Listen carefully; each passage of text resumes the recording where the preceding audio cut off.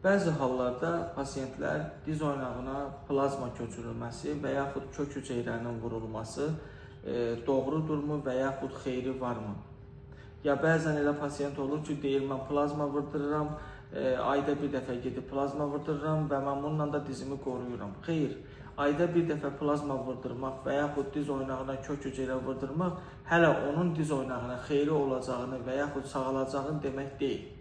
Əgər bir diz oynağında 3-cü, 4-cü dərəcəli diz oynağı artrozu varsa, pasiyentin dizində şişkinlik varsa və diz oynağında iltihab varsa, siz o kök hüceyrəni və yaxud o plazmanı vurmaq doğru deyil. Bu sadəcə olaraq maddi vəsaitin itirilməsi deməkdir.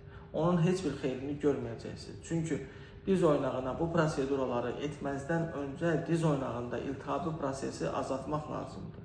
Əgər bir oynağın daxilində iltihabi proses varsa, oynağın özünün strukturu normal deyilsə, o zaman bu kök hüceyrəni və bu plazmanı nə qədər vurursan vur, orada heç bir fayda olmayacaq.